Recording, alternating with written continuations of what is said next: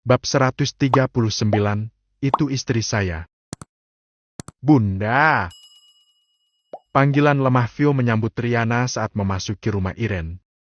Viola tampak sedang bersandar di pangkuan wanita itu. Pipi dan hidungnya tampak merah, menandai bahwa ia habis menangis.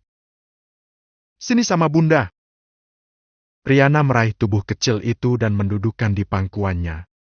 Ia kecup dan belai puncak kepala anak gadisnya. Vio habis nangis ya, sayang? Dia terbangun dan cari kamu. Makanya nangis.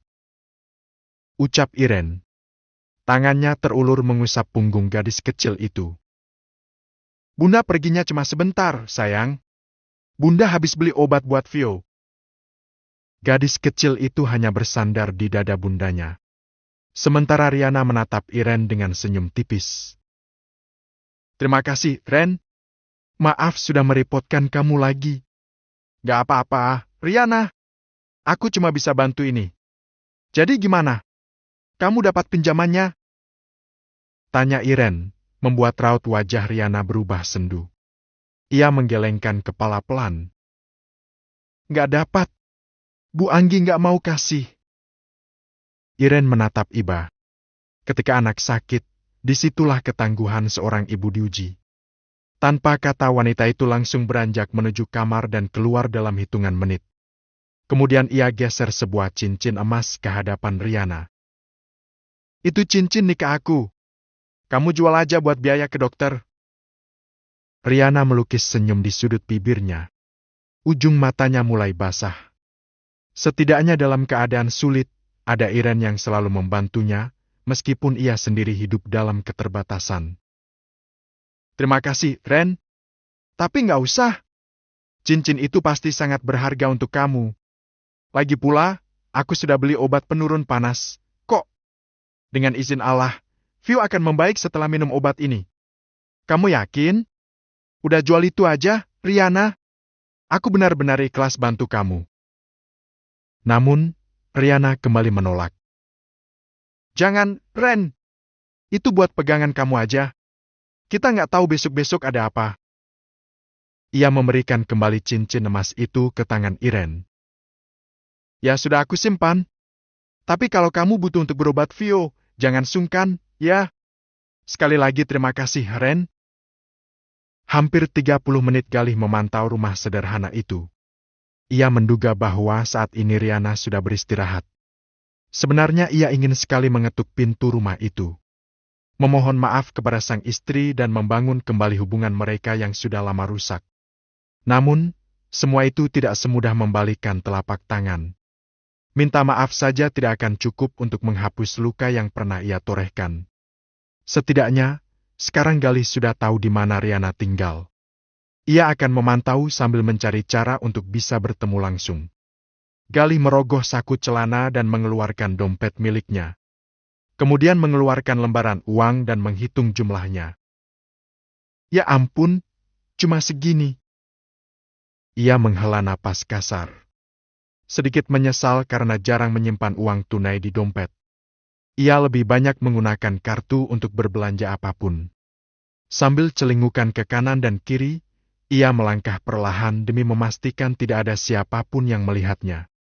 Uang tunai sebanyak 1 juta rupiah itu pun ia selipkan ke bawah pintu, dengan niat bahwa Riana akan melihatnya saat akan keluar rumah. Galih pun melangkahkan kaki meninggalkan rumah itu. Saat akan membelok menuju gang sempit, seorang anak lelaki berusia kurang lebih 9 tahunan tiba-tiba menabraknya. Maaf, Om. Saya nggak sengaja tabrak Om. Ucap anak lelaki itu. Gak apa-apa, Nak. Maaf, Om juga nggak lihat, soalnya gelap. Ia tersenyum di tengah pencahayaan seadanya. Oh ya, kamu tinggal di sekitar sini? Iya, Om. Jawab anak itu. Rumah saya di dalam sana. Oh. Galih mengangguk pelan sambil menatap ke arah yang ditunjuk anak itu. Berarti kamu kenal anak perempuan yang namanya Viola, dong? Tanyanya iseng sekaligus penasaran. Vio? Kenal, Om. jawab anak lelaki itu. Galih kembali mengulas senyum ramah di sudut bibirnya. Oh ya? Rumahnya yang mana, Nak? Rumahnya Vio yang itu, Om. Ia menunjuk sebuah rumah yang berukuran lebih kecil dibanding rumah tempat Riana masuk tadi. Entah mengapa Galih merasa lebih sakit lagi melihat gubuk kecil itu. Tidak hanya sempit, jarak antara lantai dan atap sangat dekat, dengan dinding hanya terbuat dari tripleks. Kamu tahu nggak, Vio tinggal sama siapa di rumah itu? Sama bundanya aja, Om. Cuma berdua? Anak lelaki itu mengangguk pelan. Vio itu anak yatim. Dia nggak punya ayah dari lahir. Deg. Layaknya ditusuk ribuan jarum, Galih merasakan sakit dan sesak tak terkira. Seperti ada lubang dalam di hatinya. Setiap teringat wajah polos Vio, ia merasa hatinya seperti diremas. Galih sendiri bingung dengan perasaannya sendiri. Ia banyak bertemu dengan anak seusia Vio yang memiliki nasib hampir sama. Namun, hanya Vio seorang yang mampu menggetarkan hatinya. Ayahnya meninggal? Nggak tahu, Om. Jawab anak itu polos. Ya sudah, terima kasih, ya, Nak. Pulangnya hati-hati. Sama-sama, Om. Ketika anak lelaki itu melangkah dengan berlari kecil di tengah kegelapan, Galih hanya menatap rumah yang berada tak jauh darinya. Ingin bertamu, namun ia ingat ibunya Vio adalah seorang janda. Kedatangannya pasti hanya akan memunculkan fitnah. Apalagi pemukiman itu padat penduduk. Rumah satu dengan lainnya hanya terhalang dinding. Lebih baik tunggu Vio aja besok jualan keripik. Ucapnya dalam hati, lalu melangkah meninggalkan pemukiman itu. Beberapa menit setelah kepergian Galih, pintu rumah Iren terbuka.